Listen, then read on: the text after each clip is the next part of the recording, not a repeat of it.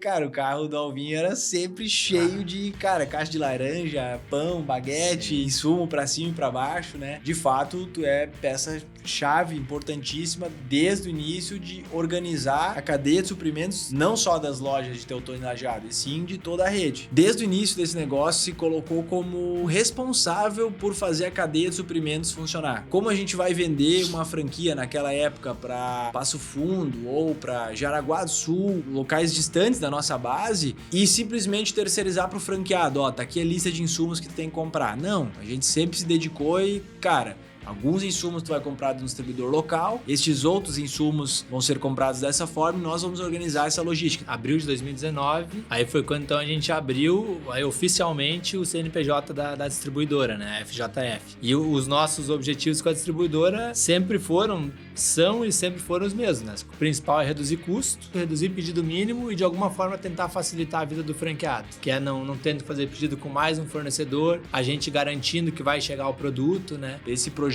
que muito foi encabeçado por ti, cara, é um dos grandes diferenciais, porque nos permite ser muito competitivo. Nós não dependemos de um distribuidor no meio do caminho. Nós intermediamos isso. Nós que conhecemos a nossa operação, nós que conhecemos o nosso franqueado, nós conhecemos a realidade e principalmente nós que cuidamos para que a loja dê resultado. A gente não pensa igual a uma distribuidora que é, entre aspas, somente uma distribuidora. Aquilo é um business, aquela empresa. A gente enxerga esse business dentro do nosso negócio. A gente tem que analisar o que a gente está comprando, como a gente vai fazer esse produto chegar a preço bem competitivo, porque nós temos que garantir a margem para o franqueado lá na ponta. As franquias que estão espalhadas aí de alimentação no Brasil, elas acabam ficando na mão de 2, 3, 4 operadores logísticos grandes, que tem o seu markup, né, que tem a sua margem a operar em cima e que acaba muitas vezes fazendo o produto chegar a um custo relativamente alto na ponta.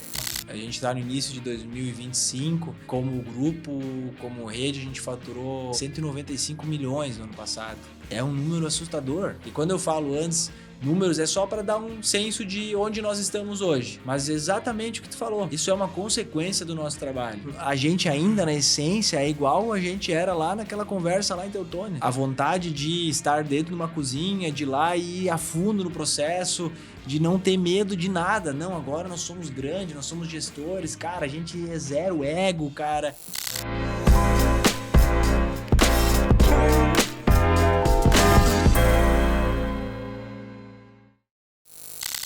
Fala, galera, todos bem-vindos aí a mais um episódio do Essência Q. Agora a gente tem uma xicarazinha aí, nossa, né? Podcast de negócio do Quero Café, em que usualmente a gente traz bastante gente da operação, franqueados, operadores de loja, mas a gente aos poucos também vai trazendo algumas pessoas que trabalham na franqueadora do Quero Café para contar um pouco mais dos bastidores e não ficar somente no cenário de loja, né? Então, até para com o próprio pessoal de loja, dividir um pouco o que é a realidade da franqueadora, do trabalho por trás do Quero Café. Nesse momento atual aí, nós já temos mais de 50 colaboradores entre a franqueadora e a distribuidora que a gente tem. Então, é bastante gente já que não está diretamente envolvida no dia a dia na operação, lá no atendimento em loja. Então, uma forma também de trazer esse recorte aí dessa parte importantíssima da nossa empresa. Sejam todos bem-vindos. E eu sou o Matheus, sou cofundador do Quero Café e estou à frente desse projeto aí do podcast, tentando trazer um pouco mais as histórias para todos vocês aí. E hoje eu tenho a honra de ter um cara aqui que tá praticamente desde o começo do Quero Café e que nós começamos lá em 2015, eu e o Felipe, né? Nessa sociedade, e em 2017 a gente teve a chegada do Álvaro aí, então muita gente que está ouvindo já sabe, já conhece. Foi a primeira pessoa a entrar no processo que hoje o nome bonito que se dá para isso é partnership, né? Então é alguém entrando na sociedade através do seu trabalho. Nós temos mais pessoas nesse modelo hoje e ele foi o primeiro. Então, muito bem-vindo aí, meu amigo, meu sócio, Álvaro. Show de bola. Alvinho. Bom, me apresentando então para todo mundo, eu sou o Álvaro, mais conhecido como Alvinho. Eu até olhei no calendário agora, sábado, 1º de março, faz 8 anos que eu comecei junto. Então, 1º de março, pouquinho antes da loja de Lajeado inaugurar. Lajeado Isso inaugurou aí. dia 17 de março. Isso aí. Eu lembro que antes de começar, tinha o carnaval antes, era ali na semana anterior, daí eu ia começar na segunda, eu acho. E ele me falou, não, pode ficar, aproveita o carnaval, daí tu começa na quarta. E aí eu comecei dia 1º de março. Gente boa era, né? Pô, deixei o cara aproveitar o carnaval e começar. Ah, Mas acho que deve ser porque eu já também sabia que a jornada de quando tu iria começar, ela não seria fácil, né? Naquela época a gente estava aproveitando e viajando um pouco na história do Quero Café. Naquela época, então, a gente só tinha a loja de Teutônia operando, somente uma unidade, e a gente estava na fase final de implantação da segunda loja do Quero Café, a unidade aqui de Lajeado. E eu falo assim que talvez era um pouco disso nessa brincadeira de começar antes ou depois do carnaval, mas eu quero, Cláudio, que tu conte um pouco essa jornada inicial, me ajude a resgatar essas histórias. Mas é legal de deixar claro para as pessoas, eu falo que tem 2 grandes passos na história do Quero Café. E é quase como se, ou também daria para brincar, como se Teutônia fosse o pai do Quero Café e Lajeado a mãe do Quero Café, né? Claro que tudo começou em Teutônia, né? O grande primeiro passo de tirar o sonho, a ideia do papel para a prática foi em Teutônia, mas a loja de Lajeado ela tem um valor muito significativo porque ela representou a gente palpar e entender que o negócio poderia escalar e que poderia dar certo em outras cidades também, né? Então, quando a gente olha para o negócio de expansão do Quero Café, né, que ajudou a gente a levar o Quero para tantas cidades, estados, Lajeado tem uma importância muito, muito grande que foi para a gente validar o modelo de negócio que já vinha operando e dando certo em Teutônia, para a gente aprimorar ele bastante e vamos resgatar algumas histórias boas dessa jornada. Mas, Alvinho, também tu fica à vontade, me chama de Buja, Matheus, aí estamos em casa, não tem nada de formalidade. Galera que escuta aí, a galera de casa, a galera que já sabe dos apelidos aí também. Fala então como é que foi essa jornada. Pode inclusive contar o que tu fazia antes, qual é a tua formação e como tu veio parar no Quero Café lá em 8 de março? Não. 1º de março 1º de de março. 2017. Bom, até misturando um pouco a história da minha vida particular com o Quero, né? Eu sou formado em engenharia de produção, me formei em agosto de 2016 na URGS. E durante toda a faculdade, eu não era o pior aluno, não era o melhor também, ficava ali sendo meio termo e nunca sabia direito o que eu queria fazer da vida. Aí, durante a faculdade ainda, eu fui morar em Dublin, naquele momento de indecisão, até a gente se encontrou lá, né? E aí, depois eu voltei, eu fui em 2012, voltei em 2013, mas sempre com essa ideia de, cara, querer morar fora de novo e tal. Mas aí fui levando até o fim da faculdade, em 2016, agosto de 2016. Aí eu me formei, então, e tava sem emprego naquele momento, e aí eu decidi ir morar na Nova Zelândia, para então viver esse sonho de morar fora, né? Queria fazer vida lá e tal. E aí, no fim, eu acabei indo para lá em outubro ou novembro de 2016. Eu fiquei, depois de me formar, fiquei uns 3 meses aqui, acabei indo em outubro ou novembro. E aí, quando eu fui para lá, até é legal que conecta com a história, né? Quando eu morei em Dublin também, eu sempre trabalhei em restaurante, como kitchen porter, né? Que é basicamente lavando louça e fazendo a função de limpeza. E aí, Desentupindo ralo, enfim. fazia de tudo. E aí eu fui para Nova Zelândia e a primeira coisa, eu estava tentando me encontrar lá, eu estava trabalhando em restaurante também. E aí passou 2 meses, eu podia ficar até 3 meses com visto de turista lá, né? E aí foi chegando próximo dos 3 meses ali, eu tinha que tomar uma decisão. Se eu for ficar aqui, eu tinha que começar a fazer algum curso, alguma coisa. E aí eu notei que o melhor caminho era realmente voltar para o Brasil, que aqui ia surgir alguma coisa, né? E aí a história é engraçada, porque então eu decido voltar, né? Comunico meus pais primeiro, né? Porque foi até quando eu saí do Brasil para ir para Nova Zelândia, foi uma coisa meio, tá, mas o que tu vai fazer, Alvinho? E aí eu também não sabia, mas enfim, eu comunico que vou voltar. E aí quando eu tô no aeroporto no Chile, voltando pro Brasil, né, da Nova Zelândia pro Chile, foi quando tu me mandou mensagem pela primeira vez, perguntando o que eu ia fazer e tal. e que vocês estavam expandindo para Lajeado, iam abrir a segunda loja, e para quando eu voltasse para ir conversar com vocês que, enfim, poderia trabalhar junto e tal, que vocês tinham um sonho grande. E isso era quando? Quando tava voltando? Isso Fevereiro, assim? Início de fevereiro deveria ser. Início de fevereiro. Não sei certas datas, mas foi rápido também. Quando eu voltei, aí logo eu devo ter ficado alguns dias, a gente conversou lá no Quero, e aí a gente já começou a organizar para iniciar o E aí trabalho. quando a gente conversou, a gente tinha bem claro, assim, exatamente o que tu ia fazer e tal, as funções, a gente era uma empresa bem organizada, Cara, né? Pelo que eu lembro, assim, sim. né? Tu brinca, né? Mas não era tão claro, né? A função era, cara, ajudar as lojas a não ficar sem insumo. Então, era trabalhar na área de suprimentos, né? Hoje a gente fala supply chain, né? A gente foi evoluindo. Mas, no fim, realmente, desde o início eu entrei nessa área de suprimentos. E aí, sim, no início era um trabalho. Até hoje é muito ainda da gente estar ajudando muito na loja. Nada tão estratégico, assim, de organizar. Era realmente não deixar faltar insumo nas lojas. E com o tempo tudo foi evoluindo em bastante frente, né? Boa, eu acho que é legal falar, enfim, a brincadeira mais ou menos bem diferente do que a gente aprende lá na faculdade, né? Engenharia de produção ou administração.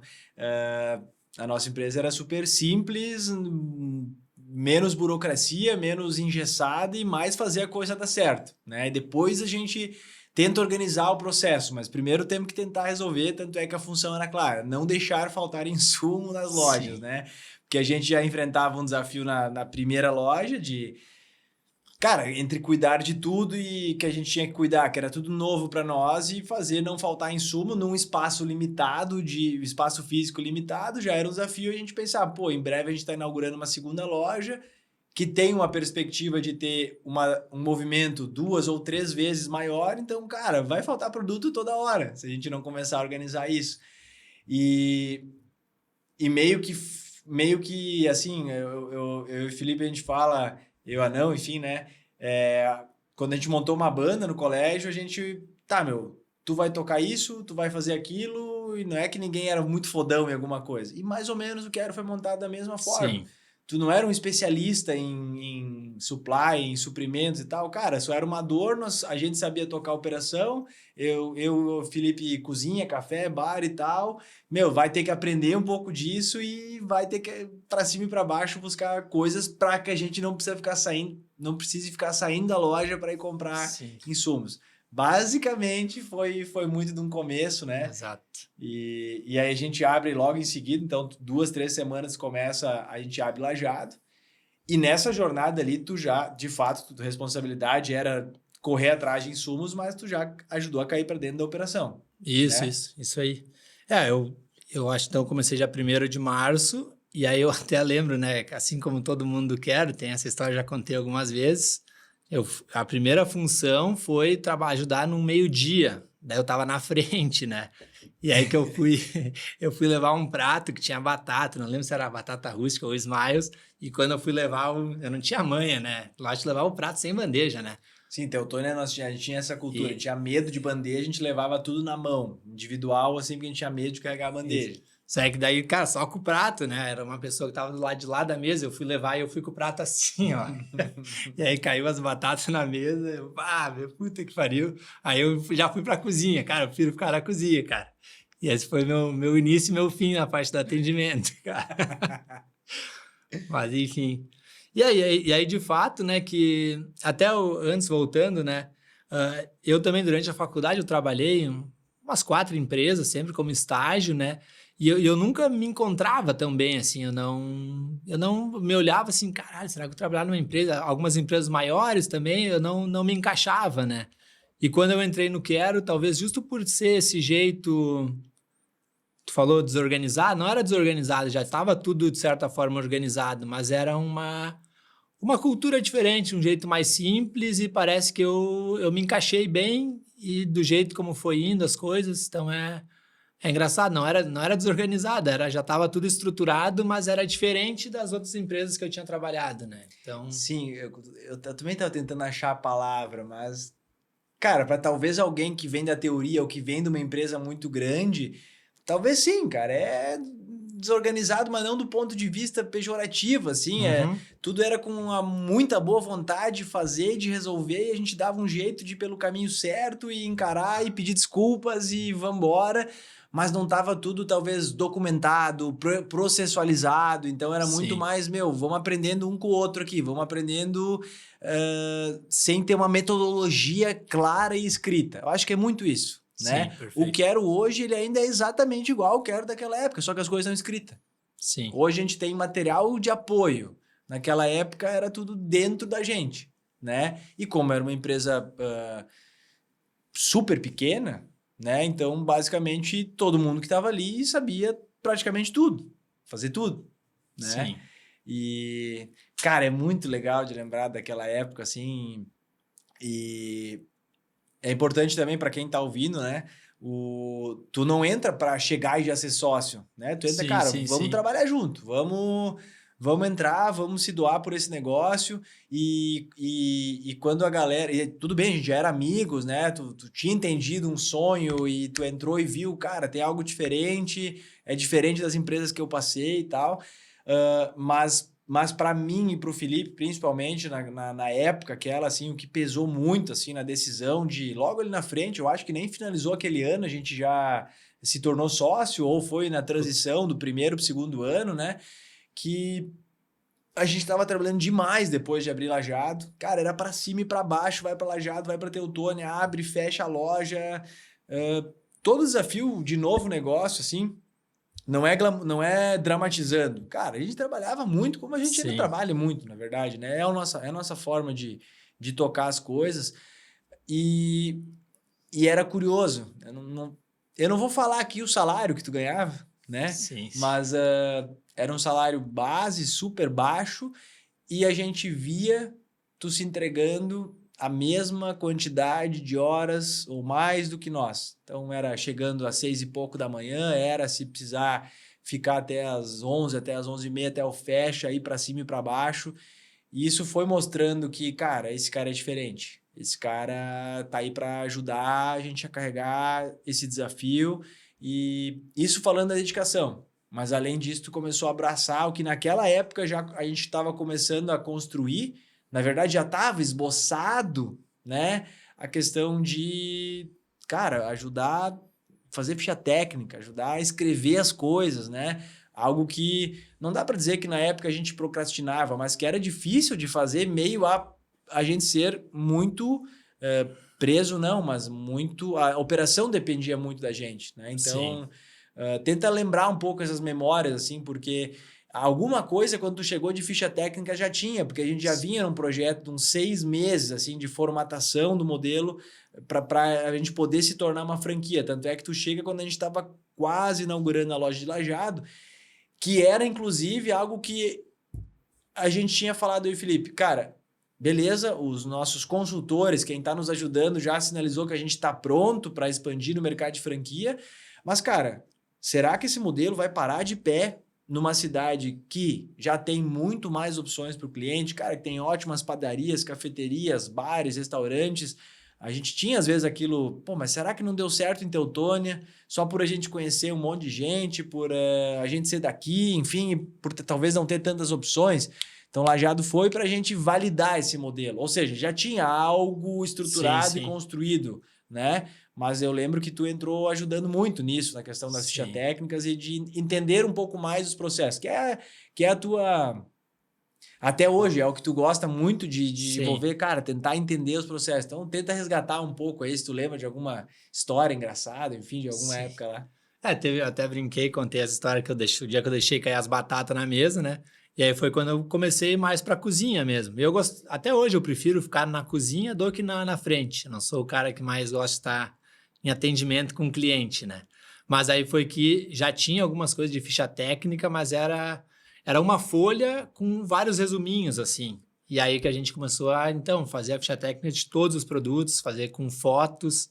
Não era as fichas técnicas mais top, hoje é bem melhor do que era, mas já foi uma evolução também, né? Então, todo o produto a gente começou a organizar com, não lembro bem certo, mas com numeração. Então, daí tinha o sumário. Então, a gente começou a fazer esse trabalho. E aí, sim, eu ficava lá dentro da cozinha, sentado numa cadeirinha com o note, as gurias iam produzindo. Às vezes a gente tinha que para não gastar insumo, às vezes a gente ficava esperando sair um produto, aí quando sair tal produto me avisa, eu vou vir acompanhar aqui e a gente faz a ficha técnica, né? Sim, isso é verdade, né? Isso aconteceu tanto em Teutônia, e aí depois em Lajeado também acontecia seguido, porque a gente inaugurou, não tinha tudo 100%. Sim. Às vezes o cara ficava, até hoje o escritório é em cima, né? Antigamente não era tão equipado quanto é hoje, mas o cara ficava ali em cima e... quando sair tal produto, tal, eu lembro de café principalmente. Quando sair tal café, avisa que eu vou descer para acompanhar, tirar foto e tal. Então, e aí foi indo, né? E como o nosso cardápio é muito grande, tudo é muito documento, vai um tempo até conseguir fazer tudo, né? Mas... E quantos anos ficou os bancos abaixados do teu carro? Para levar coisas para cima. Qual foi o marco, assim? Cara, eu troquei de carro no passado, só até o banco não subia mais, mas ficou... É uma brincadeira que a gente faz, porque, cara, o carro do Alvin era sempre cheio de, cara, caixa de laranja, pão, baguete, insumo para cima e para baixo, né? E eu acho que a gente pode fazer uma ponte... Diversas lojas tu ajudou a implantar também, né? Sim, Nós íamos juntos todos implantar as lojas, né? Então, várias das primeiras lojas ajudando a implantar. E eu acho que dá para fazer uma ponte dessa escolha, desse direcionamento. O vinho tem cuidado para não faltar os produtos, né? De fato, tu é peça-chave importantíssima desde o início de organizar a cadeia de suprimentos, não só das lojas de Teutônia e Lajeado, e sim de toda a rede. Então, fala um pouco mais como que era essa jornada da cadeia de suprimentos antes, o que acontece lá em 2019, como que evoluiu, onde a gente está hoje, como tu quiser contar como a gente está hoje, depois voltar para a história, tá contigo. Beleza.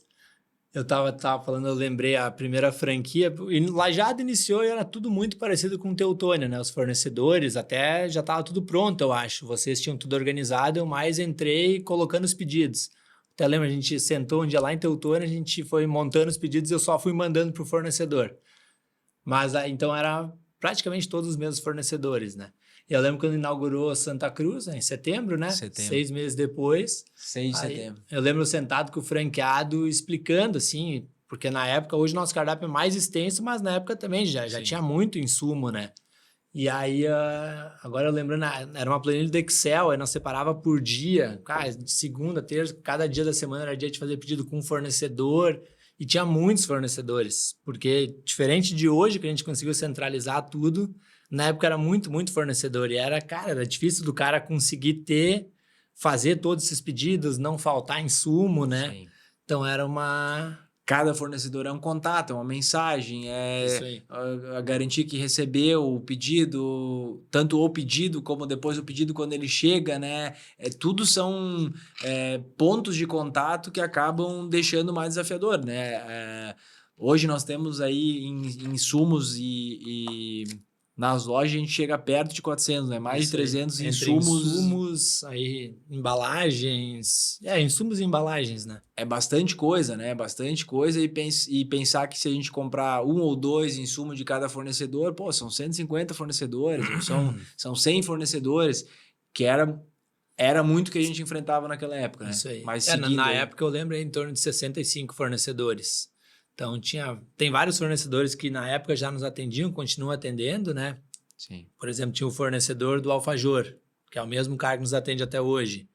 Então, tinha um fornecedor que tinha 2 insumos na época, era dois sabores de alfajor.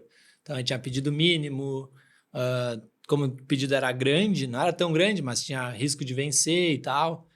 Então... Os copos, eu me lembro assim que a gente tinha, na loja de Teutônia, a gente usava... uma parte dos bancos que era possível abrir a tampa do banco, né? A gente usava ali para estocar os copos de embalagem to go, né? De cafés que era 1.500, 2.000 copos de cada tamanho, né? Para uma loja que tinha um volume não tão expressivo, não é? Ia durar meio ano estoque, né? Estava em Teutônia, a gente não estava em São Paulo, ou enfim, ou fora, onde é que tem uma cultura mais de to go, de pegar café para levar, mas a gente queria ter aquilo, né? Então, era um desafio esse de quantidade de fornecedores e a gestão da quantidade mínima dos pedidos de cada um desses Sim. fornecedores, né? Isso aí. E até uma coisa que foi importante, né, para todas as evoluções, não só na área de suprimentos, mas também de ficha técnica, depois os checklists que a gente foi evoluindo, foi a questão do cara estar sempre junto, né? Tava lá na implantação da loja, acompanhando os processos, tinha que fazer assim. Aí ia lá, anotava para uma próxima implantação melhorar. Então, o cara tava fazendo os pedidos, até hoje, muitas vezes eu ainda estou envolvido, vamos fazer pedido de loja nova. Aí o cara tá lá junto e o cara vai fazendo, é bastante fornecedor ainda, o que podemos fazer para mudar, né? Então, como a gente vivia muito a dor do franqueado, a gente foi, o que podemos fazer para facilitar? Então, aí vou indo para 2019, né? Mas não é nem vivendo só a dor do franqueado, é vivendo a dor da nossa operação. Isso. É sempre estando junto na operação, né? Então, é muito pedido para fazer, isso é uma dor, é uma etapa. Aí chega tudo, cara, como eu organizo isso? Onde é que eu consigo estocar toda essa quantidade de coisas? Exato. Porque o espaço que a gente projetou para o estoque, cara, daqui a pouco não vai dar. Então, temos que melhorar isso, né? Acho que isso está na essência da nossa forma de tocar essa franqueadora. A gente não montou esse negócio atrás do computador. Esse negócio, ele nasce da gente dentro da operação.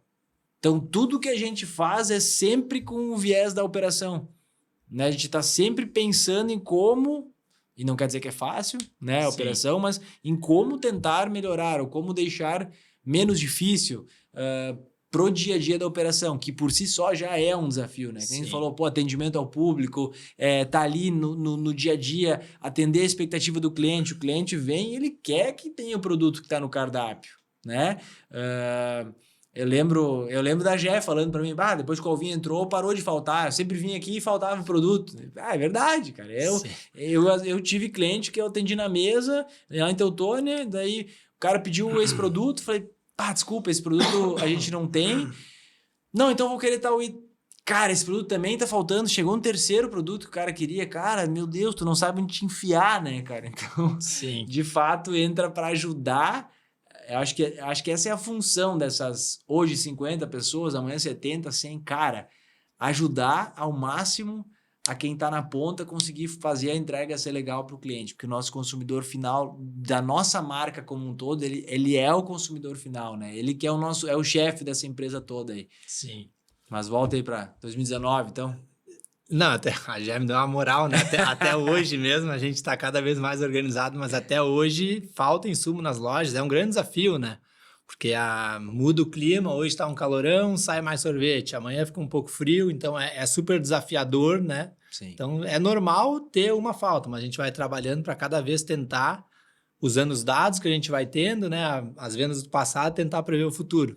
A gente vai melhorando, mas é um desafio grande, né? E ainda aquela, né? Além disso, dessas variáveis que tu falou, ainda existe a variável de que todo fornecedor, toda cadeia, toda empresa também tem seres humanos ali.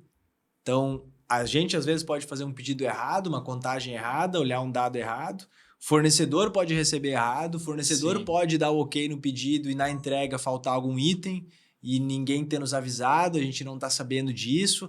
Então, não é fácil, isso é tentando trazer até para quem às vezes consome, mas sempre falta um produto. Cara, é uma série de coisas que tem que dar certo. É pesar as variáveis de um dia vende mais, outro dia vende menos. Sim. A variável essa do ser humano, a variável de, uma falha na entrega do produto.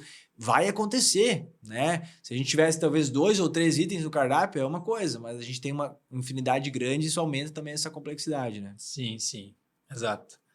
E aí, então, indo para 2019, abril de 2019, quantas lojas a gente já tinha? Em abril de 2019, nós tínhamos 12, 13 lojas. 13 lojas. Aí foi quando então a gente abriu oficialmente o CNPJ da distribuidora, né? A FJF. Antes disso, a gente já fazia algumas compras pela franqueadora mesmo, centralizada, e a gente ia dando jeito de mandar para as lojas.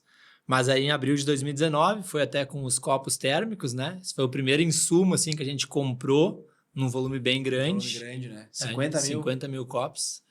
Veio com um antigo fornecedor, a gente não tá mais trabalhando com eles. Mas eu lembro essa primeira entrega que eu pedia, não era para o Joel, mas era alguém lá da transportadora, onde a gente loca o espaço, né? Para eles me ligar, para quando chegasse a entrega, eu queria lá eu fazer a conferência das caixas. Era tudo... Porque até hoje é um volume grande de copo, mas eu lembro dessa compra, assim, que foi um foi um marco, né? Que foi quando a gente começou, então, com a distribuidora, né?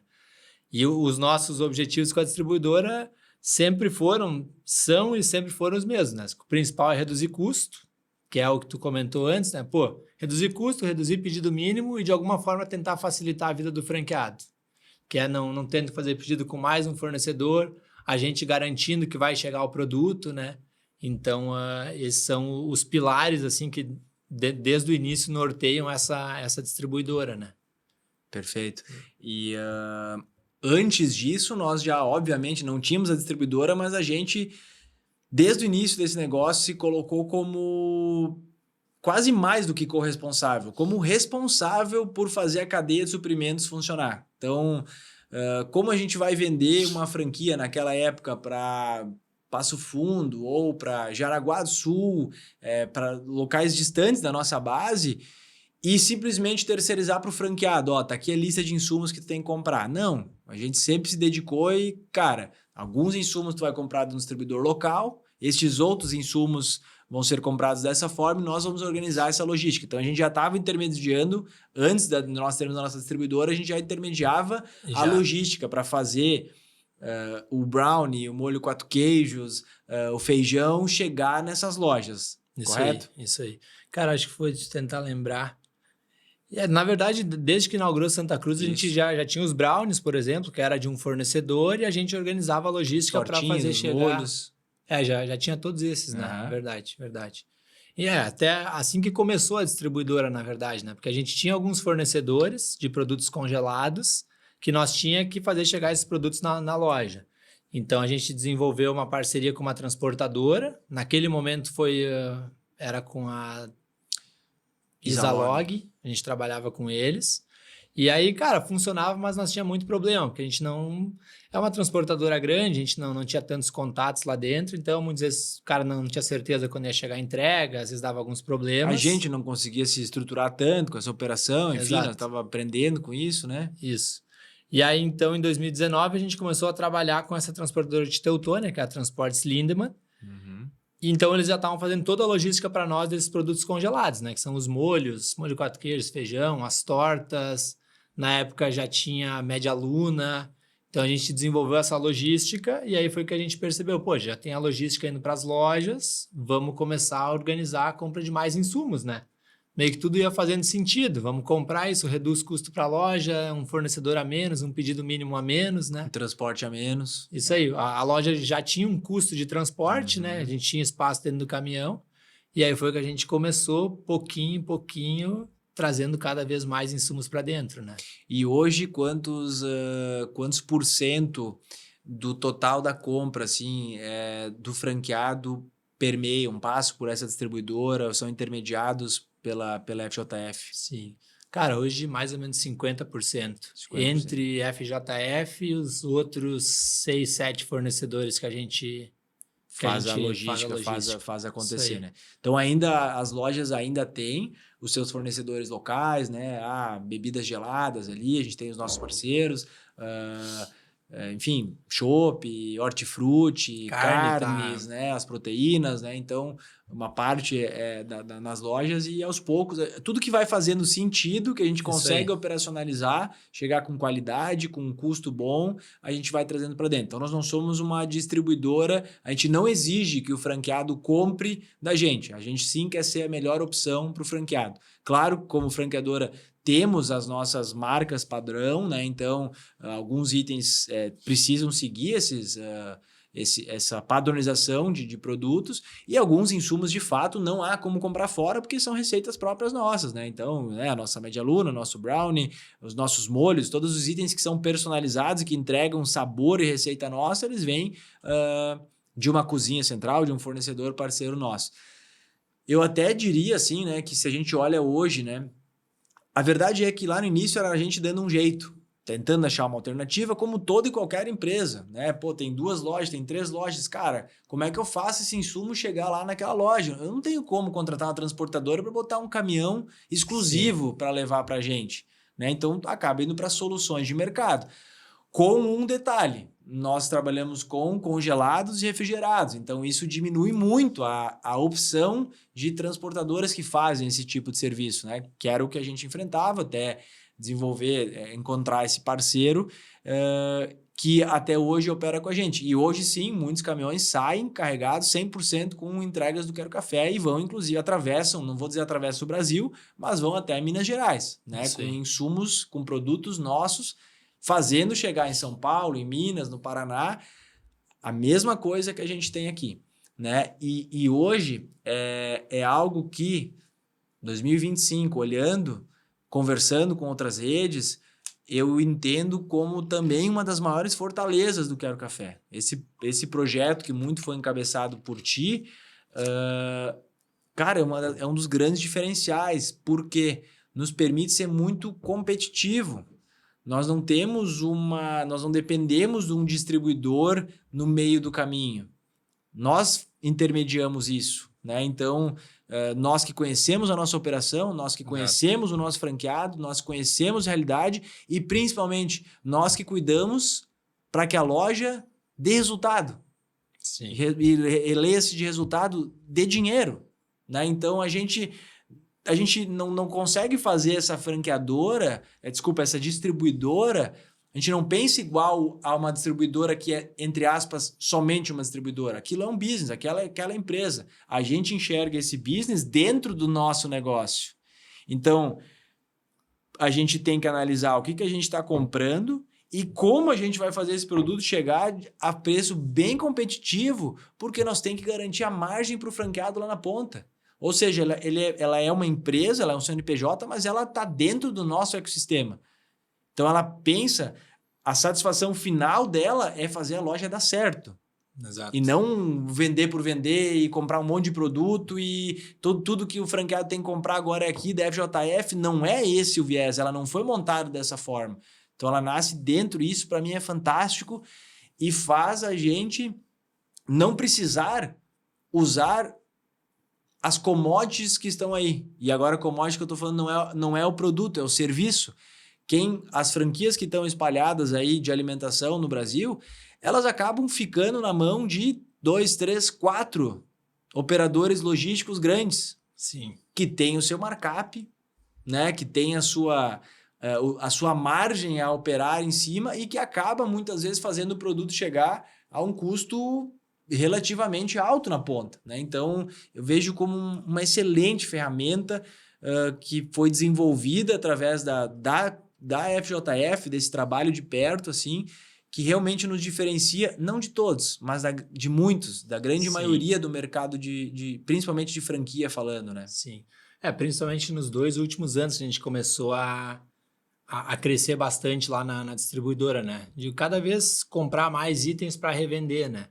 E cada vez tem mais gente trabalhando. Hoje são já 9 pessoas trabalhando entre compras, galera do faturamento, separação, né? E uma coisa que o cara sempre bate na tecla nas reuniões é lembrar que essa distribuidora, óbvio, não é uma ONG, a gente não está ali só para fazer favor, mas que a gente está ali por causa das lojas do Quero Café. Perfeito. Então, nós temos que resolver os problemas do Quero Café. Então, às vezes até de custo, assim, né? Estamos definindo o preço de venda de algum insumo. Uma das coisas que a gente tenta fazer na FJF é sempre ter o mesmo custo para todas as lojas. E a gente vende de Rio Grande do Sul, Santa Catarina, até Minas Gerais e São Paulo. E aí alguns produtos têm ST e tal, entra numa questão de tributação.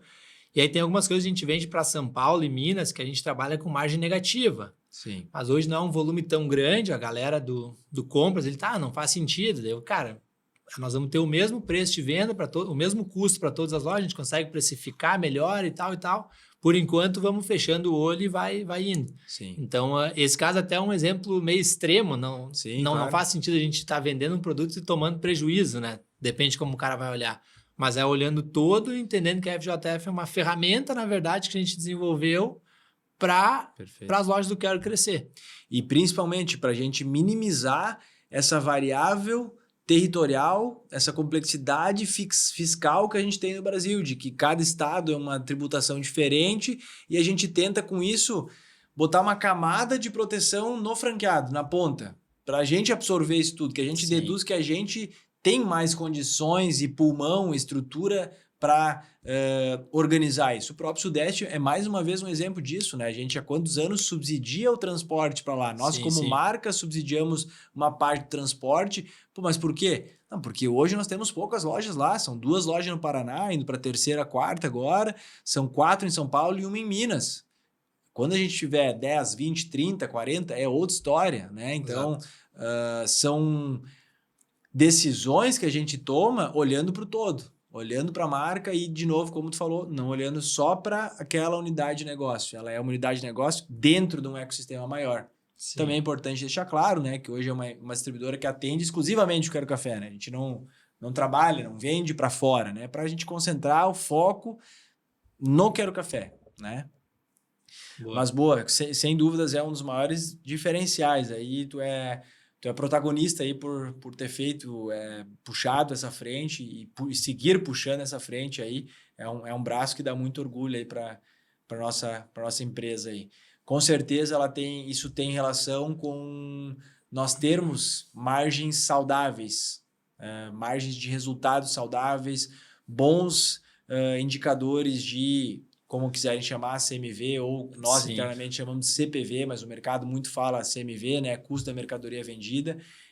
Toda decisão dentro lá tem um viés olhando para isso, né? Sim. Ou para facilitar ou para melhorar. Exato. Até acho que tu comentou antes, né? Mas um ponto importante, a gente tem a distribuidora, tem as marcas que são obrigatórias e tem alguns itens que o nosso preço não sempre vai ser o mais barato. Então, se o franqueado quiser, cara, tem um distribuidor local ou tem, às vezes, no atacadão uma promoção, a gente até sugere, se tá mais barato, compra lá, não é para comprar de nós. Desde que seja o produto, né? Isso. Claro. Desde que tu esteja trabalhando com a marca certa, né? Então, mais uma vez, mostrando que a gente tá sempre, cara, pensando na loja. Perfeito. Não é? E aí tem alguns casos que, tipo, tu consegue comprar de algum fornecedor mais barato, isso aí que aí é um volume grande. Então, a gente vai sempre analisando com a loja a situação. Tu vende bem, faz sentido comprar direto com a indústria.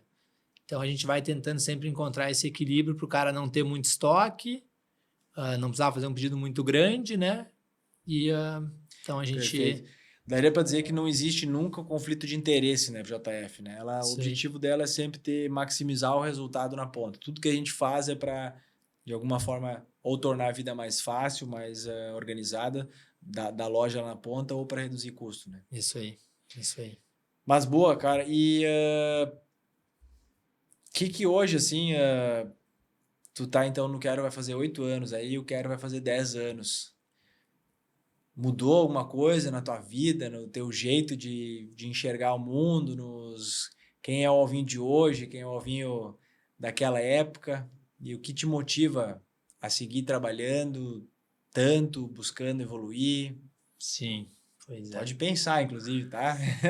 Dá pra cortar o vídeo daí pra não... Cara, pois é. Desde que eu entrei, eu acho que foi até o último estágio assim, que eu fiz na faculdade, que foi num escritório, era Martinelli o nome, era escritório de advocacia, que lá eu acho que eu peguei essa cultura de trabalhar bastante, assim, de meio que viver o trabalho, né? E desde que eu entrei no Quero, que nem tu falou antes, assim, eu sempre me dediquei como se eu fosse sócio do negócio e é uma jornada intensa, assim, o dia a dia, o cara às vezes brinca, trabalho todos os dias. De certa forma, o cara tá ligado todos os dias, então eu acho que isso eu aprendi naquele escritório, peguei essa cultura e no Quero eu coloquei isso em prática, mas com um gosto ainda maior, porque na verdade, a primeira vez que nós sentamos lá no Quero, quando a gente então oficializou que ia começar a trabalhar, foi plantada a sementinha na minha cabeça, cara, a gente tem o sonho de crescer muito e um dia tu pode ser nosso sócio. Então é óbvio, por isso também que eu sempre trabalhei tanto, né? Porque acreditei nesse sonho e deu tudo certo e a gente olha para frente e sonha cada vez maior, né? Então, não tem nenhum problema no meio da jornada. Deu tudo certo. Cara, que beleza, né, cara? É bom esse nosso negócio. Brincadeira, né? Que às vezes as pessoas, tudo certo. Não, é tudo certo no meio de várias coisas desafiadoras, né? Exato. Assim. Cara, eu comentei antes, na época de faculdade, assim, eu nunca... eu não me imaginava numa empresa grande, então por isso parece que para mim encaixou bem no Quero, porque quando eu entrei, nós, cara, era uma empresa menor, né? E hoje o cara tem uma posição um pouco mais de gestor e tal, então parece que foi encaixando bem, porque no início era muito cara botando a mão na massa, fazendo tudo acontecer, então foi dando tempo de aprender bem, para hoje sim, ter bastante gente trabalhando junto comigo, e eu sendo mais um gestor e ajudando a galera também a fazer, né? Então, hoje eu me vejo na função que eu tô, mas se eu fosse olhar 8 anos atrás, eu nunca imaginaria que eu estaria à frente de toda essa organização de logística, de suprimentos. Então parece que foi escrito assim, sabe, para dar tudo certinho entre vários desafios assim, parece que as coisas hoje 8 anos atrás eu nunca imaginaria que eu estaria nessa posição que eu tô hoje, né? Com essa responsabilidade, gerindo tantas pessoas, tantos números, né? Exato. Mas eu acho que uma coisa legal no Quero que, cara, a gente não é mais pequeno, né? Sim, sim, total. A gente está no início de 2025 e como grupo, como rede, a gente faturou, cara, 195 milhões no ano passado.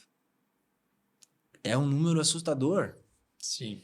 Mas o mais legal é que a gente é igual, exatamente, a gente desenvolveu outras habilidades, né, para, como tu falou, gerir as nossas responsabilidades, as pessoas, mas a gente ainda, na essência, é igual a gente era lá naquela conversa lá em Teutônia. A vontade de estar dentro de uma cozinha, de ir lá e ir a fundo no processo, de não ter medo de nada. Não, agora nós somos grandes, nós somos gestores, cara, a gente é zero ego, cara. Como assim eu vou lavar louça? Não, cara, eu vou lavar louça, cara. Sim. Não, mas eu não poderia fazer isso na minha posição. Claro, é claro que, a gente vai lá consumir um conteúdo e vai ver. Eu não tô dizendo que a gente é para passar todo dia lavando louça, a gente não vai conseguir, mas pensar no negócio. Mas, cara, pro resto da vida, sempre que precisar lavar louça, nós vamos lavar louça. Sempre que precisar ajudar na operação, nós vamos ajudar na operação. Isso eu acho que nós não perdemos e nós não devemos nunca perder isso, né? Cara, a gente eu nem me arrisco a dizer onde a gente vai chegar, porque a gente vai seguindo muito longe, a gente é feliz fazendo isso, né? E talvez não é claro para todo mundo quando a gente fala isso, mas tu falar que trabalha todos os dias ou várias horas, talvez, meu Deus, coitadinho. Não, cara, a gente é feliz, cara. Na verdade, a vida nossa é assim, é viver nesse negócio e não como uma obrigação, como um peso. Cara, é gostoso. Não é bom ir no escritório, cara. Sim. Vai dizer que é melhor ficar em casa, vai ficar a manhã inteira em casa. Não, depende. bem melhor. É bem melhor, cara. É gostoso de estar no meio disso, de trocar com as pessoas. Eu acho que... Se a Di tá em casa, é melhor ficar em casa, né? Ela boa, tem que fazer uma moral com a a Di mulher, né? e as manas, né? As fake. As Exato. fake. Tá, mas 2 dias, 3 dias, né? Daí... não, daí enjoa. Mas, cara, eu acho muito isso, que é isso que conecta com a gente ter... Sim, mas até eu acho que tem um pouco... Não é que o cara não olha os números, né? Mas não é... que a gente falou, faturamos 195 milhões. O cara não fica pensando muito nisso. É meio que a consequência de todo o trabalho, né? Acho que a gente tem um pouco isso na nossa essência. Cara, nós estamos... Ontem mesmo, estava dentro da cozinha ali pesando uns molhos para uns testes aí que estamos fazendo. Então, eu acho que o número é importante, a gente olha isso, mas não é o que vai nos guiando. Isso é o resultado do trabalho, né? E sim, o cara tem que... A gente não pode perder nunca isso, né? Porque no fim, eu sou bastante ainda, às vezes até demais. Antes eu comentei, de gerir e tal, mas eu ainda tenho muito perfil de, muitas vezes, não precisaria eu ter ido lá pesar os molhos, poderia, mas eu gosto de eu estar fazendo, eu acho que é importante também. Mas eu acho que essa essência de fazer, de estar acompanhando, é importante, sim, para... De ser curioso, de ir na ponta, de lembrar que é na ponta que as coisas acontecem, né? Tava te ouvindo falar, me lembrei daquela parte do livro do Starbucks, que o Howard Schultz lá conta que em algum momento a empresa ficou grande e que ele não tinha mais o tato com o dia a dia da operação e que acabava vindo algumas demandas. Na época eu lembro ele falando, na época não estava do lado dele, mas ele conta que começou a ter a demanda por leite semi-desnatado. Não, mas isso aí vai contra a origem italiana do cappuccino, a cremosidade do leite integral e tal e tal. Não, isso aí tá fora e tal, beleza. E a demanda ia vindo e não. Aí um dia ele passa de manhã antes para o escritório na loja, ele vê uma mulher entrando com fone de ouvido, pós-academia, e chega, eu quero um latte semi-desnatado. Não, nós não temos e tal. Tá, então obrigado. E ela foi embora. E aí, depois daquele dia, ele, cara, vamos agora olhar. E daí fizeram os testes, implantaram e eu não me lembro, mas em X tempo estava sendo 30%, 40% do consumo de leite, estava sendo esse leite, né? Então, é por isso que nós não podemos perder. E quando eu falo antes, números é só para dar um senso de onde nós estamos hoje. Mas exatamente o que tu falou. Isso é uma consequência do nosso trabalho. Nós não podemos nunca perder isso de ir para a ponta e de ter essa vontade de sentir prazer nisso. A hora que a gente ficar sentado só, olhando os números do escritório, cara, aí acabou. Nós vamos perder o tato, nós vamos perder a conexão, nós vamos perder a habilidade humana que a gente tem de conversar, de ter compaixão, porque a gente liga e chama, Alvinho, cara, eu estou ficando sem tal produto, fornecedor... Cara, como é que tu vai responder? Não, tá aí, o processo tá desenhado aí, dá um jeito. Nunca nós vamos conseguir fazer isso, né? Sim. E a gente vai passando, e o mais bonito, o mais lindo dessa jornada é que a gente vai passando esse nosso jeito de ser para outras pessoas. Daí quando a gente vê alguém, seja alguém aí de suprimentos, cara, de suporte, cara, se doando por aquele franqueado, por aquele operador... sabendo se colocar no lugar dele e sabendo que talvez ele deveria ter feito aquela rotina, mas ele não fez porque, cara, naquele dia aconteceu um monte de coisa na operação e quando a gente vê as pessoas ali nossas, do nosso time, tendo essa compaixão, essa empatia, cara, isso aí é a maior realização. Sim, eu ainda brinquei hoje com a Ari, né? Trabalha com a gente há deve estar quase 4 anos. A Fran estava me pedindo para fazer umas coisas, eu passei para a Ari fazer, ela fez em 5 minutos. E eu não, no meio das outras coisas, ia demorar para fazer, né? Daí eu brinquei com ela, eu tenho que passar mais coisas, você já é melhor que eu em muita coisa, né? Então isso é muito legal ver essas pessoas que estão aí há anos, como elas estão tão boas, e enfim, várias outras pessoas do time, né, que vão evoluindo e conseguem, às vezes, e é de verdade, entregar bem mais do que nós em várias frentes, né? Então pega aquilo, foca naquilo e resolve. A gente está com um monte de coisa no meio, centralizando, querendo trazer, porque acha que a gente... Não é que a gente acha que a gente é melhor ou não, mas achando que a gente tem que se envolver e tem que fazer. É um equilíbrio, às vezes, né? Às vezes a gente, acho que agora eu tô querendo me envolver demais. Eu tenho que tirar o pé e principalmente, como tu falou, dar oportunidade para outras pessoas brilharem. E elas brilham e fazem melhor e tu... Meu Deus do céu. E aí como é bom quando a gente conversa e fala assim, cara, como é bom ter pessoas boas, né? Porque, como a gente fala internamente, né? Não sei, dá a impressão, talvez, que numa média nós estamos num dos momentos mais desafiadores de mão de obra das nossas lojas, né? Nós temos muitas lojas faltando 3, 4, 5 pessoas para cobrir o quadro de colaboradores e a gente não tem como reduzir o horário de atendimento, a gente não tem como sair tirando mesa, então a gente enfrenta um desafio grande para conseguir fazer a operação girar, ou seja, aquele papo de anos e que sempre vem à mesa de quando alguém fala, o desafio é gente. É verdade, o desafio é gente, mas o segredo também é gente. Sim. Então, cara, no meio desse desafio, nós temos que ser líderes bons, nos transformarmos como pessoa e, cara, conseguir de alguma forma engajar uma legião de pessoas que vão estar trabalhando num objetivo parecido, que vão estar entregando semelhante ao que a gente entrega, ou melhor, né? Eu acho que no passado, né, uma outra gravação que a gente fez aqui, acho que uma coisa legal da gente como ser humano é conseguir olhar para trás e ver como o cara julgava, interpretava errado alguma coisa, né? E eu lá no passado não acreditava muito nessa frase, assim, cara, contrata pessoas melhores, pessoas vão ser melhores. Tu pensava, não, mas como assim? Tu que montou o negócio, tu que...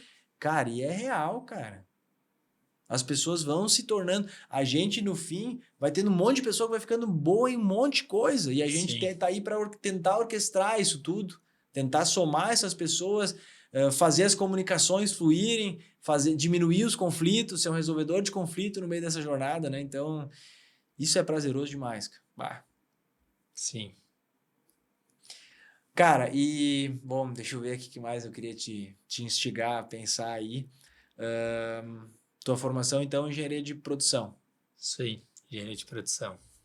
Com orgulho, né? Vi que saiu assim um engenheiro, Sim, né? Engenheiro, eu sou engenheiro, isso. Mas até isso de... Acho que são duas frentes, assim, que desde o início eu me envolvi bastante, né? E lá no início a parte de suprimentos, então, que basicamente era não deixar faltar insumos, né? Que foi o que lá hoje resultou, vamos dizer, na FJF, nessa frente de trabalho de suprimentos. E um trabalho legal que eu acho também aos poucos vai virando um diferencial da nossa rede, do Quero Café, que como a nossa operação é complexa, aí para tudo, né? Para tocar o dia a dia, na parte de compras, que a gente também foi desenvolvendo esses sistemas a gente tem hoje um sistema de pedidos que é para a nossa rede. A gente tá em desenvolvimento sistema de checklists. Então, Sistema de custos, esses dois que são mais que ainda tá rodando, mas não tá 100% liberado para a loja, né? Então, são projetos assim que eu me orgulho de estar bem envolvido e ter participado, né? Tanto a FJF quanto esses sistemas que a gente está desenvolvendo em casa, né? Sim. Que a gente tentou achar soluções já prontas, a gente testava, mas a nossa operação é um pouco diferente. Então, que a gente foi desenvolvendo em casa, assim, né? Então, Sim. Bom ponto esse aí. Porque exatamente igual a solução de suprimentos e de logística, que a gente criou a nossa solução e não foi para uma solução de mercado, e isso nos dá uma vantagem competitiva significativa frente a outras redes, frente a outros modelos, e não quer dizer que a gente é melhor ou pior, mas principalmente a gente consegue, com isso, ter uma vantagem para manter o nosso negócio de pé. Para manter o franqueado, o nosso operador, o nosso sócio, à frente de uma loja que para de pé do ponto de vista financeiro. Nós não queremos e não seremos e nunca fomos uma rede que quer expandir a qualquer custo, só para ter a notícia de que a gente abriu X lojas e está crescendo como rede. Não é nem de longe a métrica mais importante do nosso negócio. A métrica mais importante é ver como as nossas lojas estão em relação a elas mesmas e principalmente se elas estão sendo viáveis financeiramente. Exato. Né? E estas coisas personalizadas e proprietárias nossas se tornam uma vantagem competitiva porque é algo que está mais na nossa mão, que a gente consegue controlar melhor. Então, a distribuidora é isso. E esses nossos sistemas de controle que nascem desde lá da nossa planilha financeira, né, que é uma ferramenta excepcional, que a gente tem um engajamento muito grande na nossa rede, que praticamente todos os franqueados usam fidedignamente ela, e isso gera dados para eles e para nós, para a gente... Nós somos, não é eles e nós somos todos uma coisa só, mas gera uma inteligência, uma base de dados muito grande para a gente trabalhar. E com isso a gente evolui para um sistema de custos, que, como tu falou, a gente foi para o mercado está cheio de ferramentas, mas a gente nunca achou ferramentas que se encaixavam bem à nossa realidade. Então a gente começou a criar a nossa ferramenta de custos, a nossa ferramenta de checklist proprietária, construída por nós, e o nosso sistema de pedidos, que nasce lá no início para organizar um pouco dos pedidos da FJF, né, da nossa distribuidora, e que aos poucos se torna a ferramenta, o sistema de pedidos de todos os nossos insumos na loja para facilitar o dia a dia do franqueado. E daí ali a gente conecta com checklist de produção, porque é importante para talvez quem esteja ouvindo não consegue ter tão claro isso. A gente tem os insumos que a gente, por exemplo, uma xícara dessa, que vem do fornecedor como uma xícara e vai para a gôndola lá de venda. A gente tem as tortinhas que vêm prontas e vão para o balcão de vendas, mas a gente tem um monte de processos que são feitos diariamente dentro das nossas cozinhas. Né? Se tu quiser falar um pouquinho, o que são alguns desses processos aí? Até contando um pouco da história, né? Que nem tu falou, a gente começou a desenvolver esse sistema de pedidos para as lojas quando a FJF começou a crescer. Porque antes disso, era com todos os fornecedores assim, né? O cara montava o pedido no Excel ali, ou às vezes tu já tinha salvo ali no WhatsApp, né? E aí olhava o pedido, mandava no WhatsApp para o fornecedor, né? E um fornecedor era a FJF.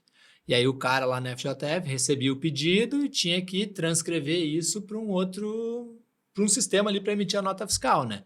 E aí começou a dar muita coisa e a gente, nós temos que automatizar isso. Então, daí o franqueado, a gente criou um sistema de pedidos que basicamente o franqueado entrava lá, via tudo que a FJF tinha, mandava o pedido e já caía pronto pra gente. Aí nós só imprimia o pedido, separava e faturava, né? E aí quando a gente desenvolveu isso, que daí a gente começou, vamos...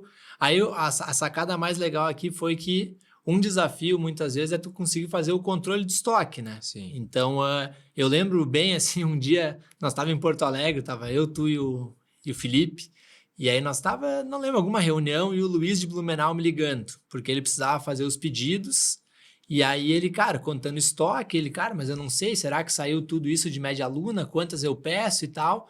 Porque era super trabalhoso para tu conseguir ver as vendas. Tu tinha que tirar um relatório lá já era TOTUS na época, e aí tu tinha que conseguir cruzar isso com as fichas técnicas para aí então ter uma noção de quanto vendeu, aí tu conseguia fazer uma análise rápida ali, né? Fez sentido, eu tinha tanto, vendeu tanto, tô com tanto, mas ninguém conseguia fazer isso na prática, né? Daí ele me ligando e eu tentando olhar, daí, trabalhoso de fazer. Então a gente, dentro do sistema de pedidos, hoje a gente consegue trazer a informação para o cara praticamente em tempo real, até a venda do dia que está acontecendo vai puxando ali, dizendo, nos últimos 7 dias tu vendeu 100 média-lunas. Então, aí tu tem a contagem da semana anterior, mais o pedido que tu fez e quanto tu tem hoje. E aí tu cruza isso, o que tu tinha, o que tu pediu e quanto tem com a venda. E tu, mais ou menos tá batendo. Então, isso te dá 2 direcionamentos, do que fazer, de qual pedido fazer o próximo, e também para ver, peraí, tem alguma coisa errada. Ou eu contei errado, ou eu tive uma perda não registrada aqui dentro. Isso aí. Então, vai te dando essa noção de se teu estoque tá fazendo sentido e de quanto pedir, né? Muitas vezes o cara tá na correria, cara, não vou nem conseguir contar estoque, essa semana não vai ter controle, mas pelo menos tu olha ali, nos últimos 7 dias vendeu 100, vou comprar 140, comprar 40% a mais para garantir que não falte, né? Então, essa foi uma coisa super legal, porque isso ajuda bastante o franqueado no dia a dia, né? Perfeito, e acho que ajuda aí agora falando super, a gente está entrando até num assunto um pouco mais técnico, Sim. Não faz sentido nem para todo mundo que talvez está ouvindo, mas quando a gente fala do ramo de alimentação, um indicador dos mais importantes é o CMV, custo de mercadoria vendida, ou o CPV, custo de produto vendido. E muitas vezes a gente conversa com as pessoas e quando tu pergunta, qual é que é o teu CPV, o teu CMV, a pessoa tem na ponta da língua o resultado da ficha técnica. Sim. Que é eu e tu aqui nessa mesa, criando uma taça de sorvete e fazendo aqui em cima de uma balança, aqui, pega a bailarina, uma colher, passa a Nutella na borda, bota 2 bolas de sorvete, entra com chantilly, com a calda de chocolate e com amendoim, e tantas gramas disso, tantas gramas daquilo, vezes o meu custo médio, eu tenho o custo daquela taça de sorvete. E eu tenho o preço de venda. Então, se o custo a nível de insumo foi de, por exemplo, R$10 e eu coloco o meu preço de venda a R$20, eu tenho um CMV de 50%, né? Óbvio que isso aqui é só custo de insumos, tem todos os demais custos que envolvem um negócio que eu não vou entrar aqui. Ok, mas isso se quem estiver fazendo aquela taça de sorvete está fazendo ela exatamente daquele jeito. Se tu projetou 2 bolas de 90 gramas de sorvete e a pessoa que está fazendo a bola de sorvete está usando bola de 115, de 105, 110, tu já tem aí um incremento de sorvete. Se a Nutella ficou mais gordinha do que deveria, tem mais Nutella aí. Se no pote de Nutella, quando chegou no final aqui a pessoa deu uma raspada, sobrou uma Nutella, ela fechou a tampa e botou no lixo. Se na caixa de sorvete de 7 litros, todas as bordas tá cheio de sorvete, a pessoa deixou assim e botou no lixo, esses teus R$10 não são R$10, eles vão ser R$11, R$12. Por isso que é muito importante saber, quando a gente está falando de CMV ou CPV, a gente está falando do teu CMV real ou do teu teórico da ficha técnica.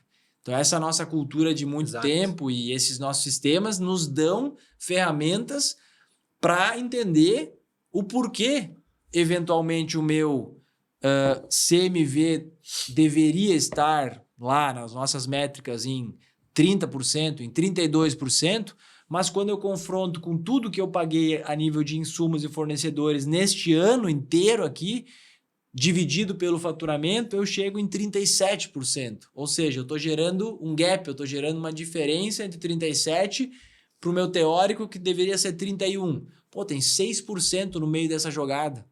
6% é um gap, é uma diferença muito grande. Num faturamento médio que a gente tem nas lojas de 2.800.000, pô, quanto dá esse 6%? Sim. Cara, muita coisa, né? Então, essas ferramentas, esse sistema de checklist, de pedidos, de custos, vem para ser mais uma ferramenta de apoio para encurtar esse gap aí. Um pouco é tolerável e faz parte do nosso negócio, exato, mas muito não, né? Então, tentando traduzir um pouco do porquê nós temos essas ferramentas, né? Sim. São para facilitar o Luiz lá que te ligou e saber quanto pedir, mas também é para olhar, tá, mas peraí, se saiu 80, se eu tinha 100 em estoque, eu recebi mais 20, 30, 40, cara, eu deveria ter tanto. Não, mas eu tenho 15. Tá, peraí, tem 15 a menos. O que aconteceu? Ah, teve produto que, cara, teve um momento ali que descongelou um freezer e a gente perdeu 2 pacotes. Pois é, essa informação tem que chegar, né? Porque no boleto de pagamento do fornecedor, tu vai ter que comprar mais essas 15. Exato. Então, no teu CPV ou CMV realizado, vai ter essa compra dentro. Tentando traduzir um pouquinho de um dos desafios que a gente... Na verdade, vamos lá, acho que é o maior. Não dá para dizer o maior, mas em peso... Sim, sobre o faturamento, é o que mais vai impactar, né? É o que mais impacta o resultado do nosso negócio.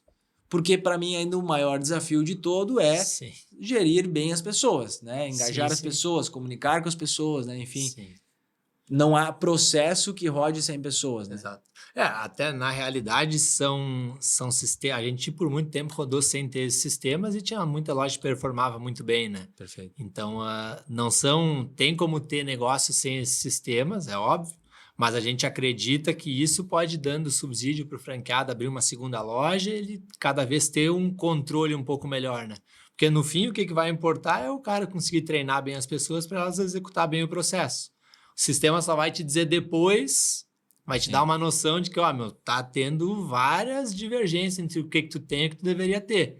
E aí, no fim, para o cara resolver o único jeito. Por isso que ontem eu estava na cozinha pesando os molhos ali, é para tentar entender algumas coisas, né? Perfeito. Então, o sistema vai ajudar o cara a ter essa noção, mas no fim, no fim é o dia a dia, o cara entrando ali para entender, né? Sim, o sistema, ele vem para ser complementar à cultura da planilha que a gente já tem, que qual é a base raiz da planilha? É que, cara... Tu, Alvinho, tá à frente de uma loja, tu trabalha muitas horas por dia, tu pegou dinheiro no banco para montar esse negócio. Cara, tu montou ele com um objetivo: dar certo. Conseguir pagar as contas, dar dinheiro, né? Voltando ao que a gente falou antes lá na frente, cara, em algum momento tu vai ver que não é o perseguir o dinheiro que vai fazer dar certo. Mas, cara, sim, cara, o negócio ele tem que parar de pé, ele não é só um sonho, ele tem que entrar mais do que sai mais para conseguir pagar as contas e fazer o negócio girar. E aí, muitas vezes, a planilha financeira serve para quê? Para a gente ver, por que eu estou apertado financeiramente? Tá, mas peraí, deixa eu entender. Será que eu estou gastando muito aqui no meu custo fixo? Será que eu estou gastando muito na minha linha de custo pessoal? Será que eu estou gastando muito na minha linha de CPV? E aí, de custo de mercadoria? E aí, ali vem a conta de maior impacto. Ok, então eu comecei a ver, eu estou vendo com os meus olhos que eu estou gastando mais do que eu deveria. Mas, cara, como é que pode? Eu tenho 300 e poucos itens. Aonde eu estou gastando mais? Aí começa a entrar essas ferramentas para, cara, vamos dar uma olhada no molho aqui. Vamos dar uma olhada em tal e tal item. Por que eu estou gastando mais do que a teoria está me dizendo? Pô, eu estou tendo algum processo que eu estou fazendo errado e o processo ser feito errado não é porque ninguém quer fazer por querer errado. Cara, ele é por falta de conhecimento, ele é por a gente...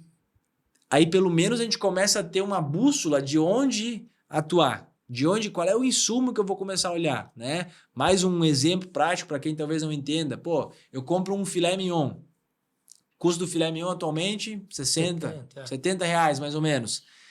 Então, quer dizer que se R$70 é 1 quilo de filé mignon, eu compro ele com 1 quilo de filé mignon, eu faço 10 bifes de 100 gramas, correto? Não vai dar, né? Errado, né? Não é isso, mas é o que a gente pensa. Então, custa, Sim, sim. custa R$7 cada bife 100 gramas. Não, ele custa mais. Por quê? Aquele 1 quilo não vai render 1 quilo. Tu vai ter que fazer uma limpeza, tu tem que tirar a membrana, tu tem que fazer aqueles bifes porcionados depois.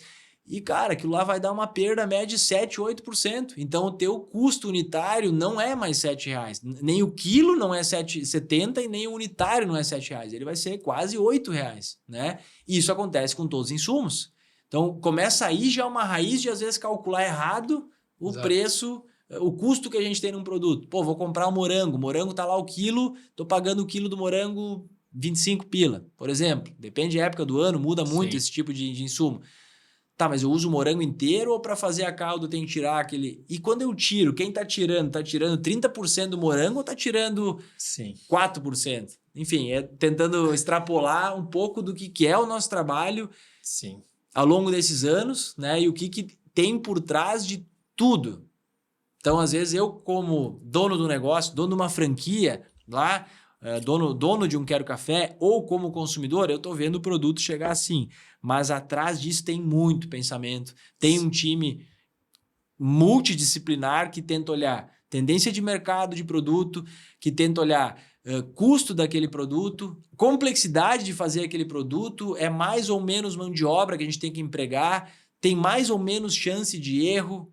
Putz, eu preciso trazer um novo insumo que vai ser só para aquele produto. Será que vale a pena por mais que o consumidor está pedindo? Então, a gente está junto nesse trabalho, né, há muitos anos e também é uma coisa que a gente leva muito, muito a sério dentro do café. Diferente de quando lá no início a gente monta e quando a gente sabe fazer receitas em casa, é uma coisa fazer em casa. Fazer as coisas darem certo num estabelecimento é bem mais complexo. Sim, né? certo. Mas é muito isso aí que tu falou, né? No fim, o objetivo dos sistemas é estar ajudando o cara, mas o que vai fazer dar certo mesmo a operação é o dia a dia, é treinar as pessoas e todo esse pensamento por trás é o que a gente vai tentando fazer na franqueadora para ajudar as lojas, né? Perfeito. Então, E principalmente você falou, para ajudar as lojas a conseguir crescer. É possível eu trabalhar e operar um Quero Café que tem 20 colaboradores e não usar praticamente nada de sistema e eu trabalhar todos os dias lá do abre ao fecha? É possível. Se é sustentável, não sei. Sim. Se tu vai aguentar a jornada, não sei. Mas é impossível tu pensar em ter a tua segunda loja tocando ela assim. Porque talvez hoje tudo funcione, esteja no controle, porque tu tá visualizando quase tudo. Tu tá ali o tempo inteiro. Só que quando tu passar a ter que te dividir entre duas lojas, cara, tu vai precisar de ferramentas de apoio, de ferramentas de controle que te ajudem a entender onde pode ter um problema para tu daí atuar nele. Não vai resolver a vida, não vai ser a bala de prata, isso não existe. Sim. Talvez até, ouvindo a gente falar depois desse episódio, talvez chegue alguns fornecedores com a solução mágica, com o melhor sistema. Cara, eu vou resolver a tua vida, eu vi lá que vocês estão com uma dor profunda. Cara, é verdade, mas não vem dizer que é isso que vai resolver a nossa vida.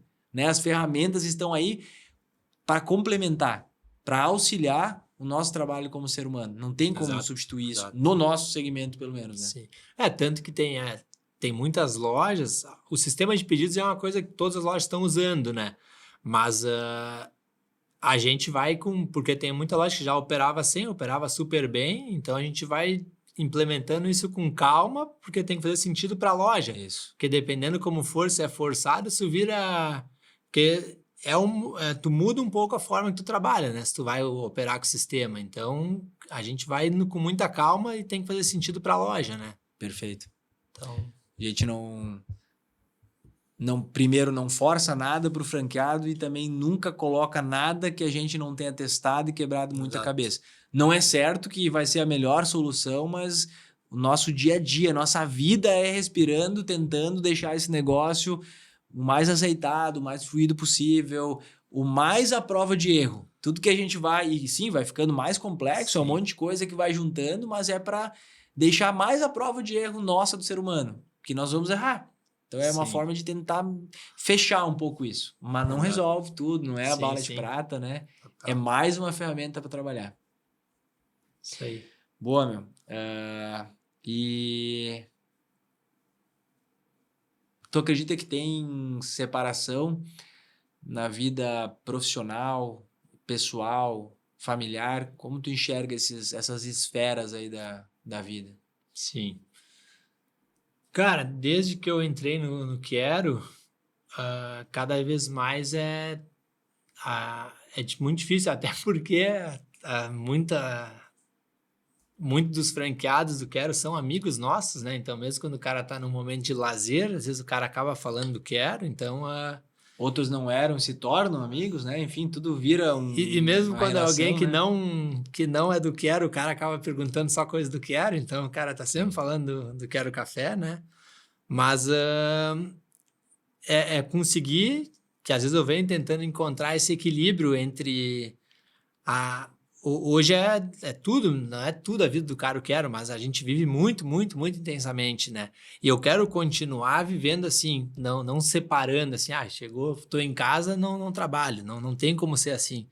Mas o que eu vou tô tentando buscar é conseguir encontrar um equilíbrio para tem momentos que não precisa estar trabalhando. E às vezes o cara tá trabalhando em momentos que não precisa. Sim. Então, eu acho que nunca vou conseguir. Cara, agora não tô trabalhando, tô off, não. Isso é muito difícil de fazer, mas tentando encontrar um equilíbrio para que, cara, em alguns momentos consiga desligar um pouco a cabeça e curtir alguma coisa sem estar preocupado, pensando nos problemas que podem acontecer. Mas não tem como separar uma coisa da outra, né? A vida do cara acaba estando. No fim, a vida do cara é muito. Eu quero café e a família do cara, né? Então é. E tu é um Então, tenista quase profissional, assim, é uma das formas, uma das eu válvulas de era, mas escape, aí assim. tive uma lesão, né? E aí tô Todo em cara de breve grande carreira voltando. tem lesões, isso faz parte, né, velho? Até para as pessoas, pô, o cara joga muito bem. É, mas passou por lesões, né, cara? Exato. Cirurgias, inclusive, né? 2 cirurgias, né? Mas tá em breve voltando, então. Semana que vem, se Deus quiser. Boa. Mas sim, isso aí também vai ser. Aí, vida pessoal minha, né? Importante para esporte. É um momento. Até às vezes o cara vai dar uma corrida, eu vou com o celular, daí o cara tem o WhatsApp, e aí tô correndo um pouco, mais caminho, né? Sim. Durante de caminhada, o cara pega o celular. Quando o cara tá jogando alguma coisa, pelo menos por 1 hora e pouco, Tá tu presente ali. consegue desligar, né? No bom sentido, né? Necessário. Então, É recarregar. O cérebro precisa desse oxigênio aí pra gente pensar melhor, inclusive, né? exato. Mas tá bom, Vim. Muito obrigado aí. Agradeço a todo mundo que ficou até o final do episódio aí, que tá ouvindo a gente. A fala de sempre aquela, se alguma coisa da conversa aqui fez sentido, a gente está à disposição. Seja para alguém se tornar um franqueado, ou seja para trabalhar com a gente. Pô, ouvi esses caras falar e tô com vontade de trabalhar com essa empresa. Pô, a gente tem um e-mail talentos@querocafé.com.br. Pode escrever lá e falou, ouvi o Matheus falar no podcast, nem sei o que eu quero fazer, nem sei se tem vaga, mas eu quero trabalhar com vocês. Vou gostar de ver se chegar um e-mail assim, tá? Tem pessoas hoje que trabalham com a gente que falam isso. Um dia eu escutei vocês falando lá numa palestra, lá no Univates, há 5, 6 anos atrás. Então, de alguma forma, a gente tenta transmitir um pouco do que é a essência do nosso negócio aqui, o que é a essência da nossa empresa. Seja aí para quem quer se tornar um franqueado ou para trabalhar com a gente, tá? Então, obrigado a todos que acompanharam até agora e que acompanham vários episódios aí. Tamo junto, galera. Esperamos estar cada dia gerando conteúdo mais produtivo, enfim, que agregue mais e que de alguma forma passe uma mensagem legal para todo mundo. Obrigado, Elvin. Se tu quiser mandar um abraço aí, dar teu agradecimento final, fica à vontade, o microfone é teu, cara. Pô, obrigado. Cara, deixar um beijo pra minha esposa, né? Minha amada esposa. Tá brincando. Cara... Minha comadre, Giana, né, cara? Isso aí. Quantas vezes antes de nós entrar no ar aqui, tu tava falando dela, né? Isso. Não, eu não sou... eu não sou o cara que mais fala, né? De nós, então não tem a melhor comunicação, mas é bom vir aí falar, contar um pouco do que a gente vem fazendo. E tamo junto. Os franqueados aí, contem sempre comigo e com toda a galera. Boa. Dale, galera. Obrigado aí. Tamo junto. Valeu.